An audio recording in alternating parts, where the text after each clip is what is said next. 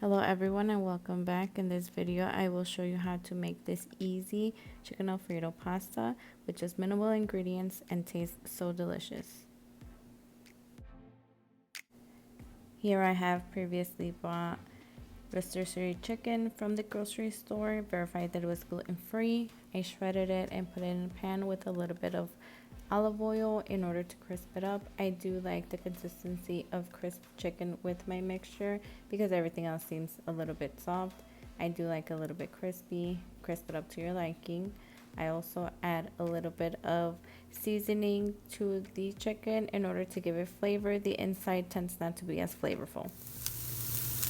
This is the Alfredo sauce that we will be using to mix with the chicken and the pasta.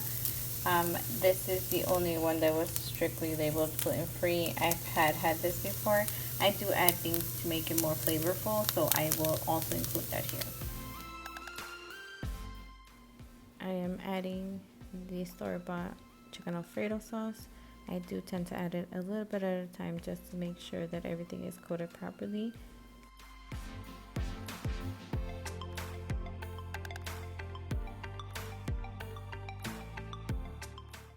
To the sauce, we start by adding a little bit of paprika. You add it to your liking. I do like mine spicy, so I do add a lot. I also add in a lot of garlic. I love a ton of garlic. Whatever of these ingredients you don't enjoy, you could just leave them out. After I add garlic, I do add chili flakes to give it an additional flavor. This is just to mix around with the chicken. When you put in the pasta, you will know if you need to add more. If you do, you can just add it on top and add more seasonings to your liking. I do also add a little bit of salt. Here I'm just making sure that everything in the pot is coated. I don't want it to be bare pieces of chicken. I did notice that I needed more. The chicken did soak up a lot of the sauce, so I went ahead and added more. I ended up using the whole can for about half of a box of the barilla pasta, macaroni that I bought.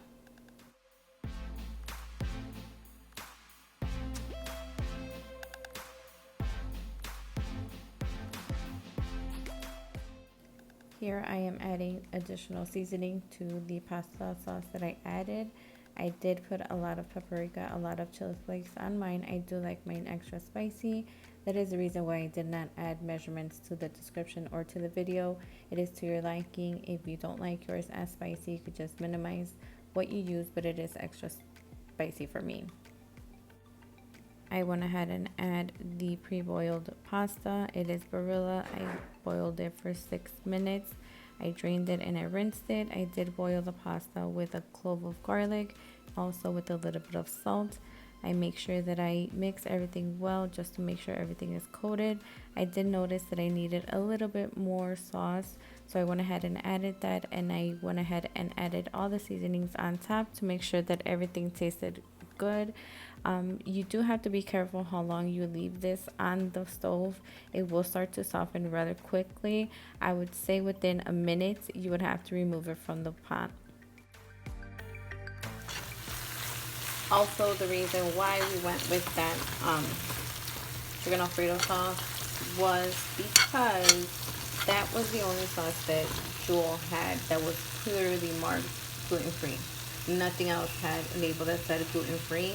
I have reached the point where I can no longer take that risk, so I need things that specifically say gluten-free on the label in order for me not to get extremely sick. It's no longer something that I'm willing to compromise, so I only specifically get things that say gluten-free on them. Here I went ahead and plated and added chili flakes over the top, and I am adding grated Parmesan cheese over that as well. With gluten-free pasta, you do want to be very careful that you do not overcook it. I do set a timer for 6 minutes just to make sure that it doesn't go over. If it does go over, it gets very pasty, very mushy, very soft. You do not want the consistency when you want to keep cooking it. This is the Essentials Everyday Jewel brand for the cheese. It is labeled gluten-free. And this is what the pasta looks like after you mix everything together. I do like to mix everything together so I can get a taste of all the cheese, all the ingredients that were mixed in there. and all the yumminess. If you do try this recipe, let me know.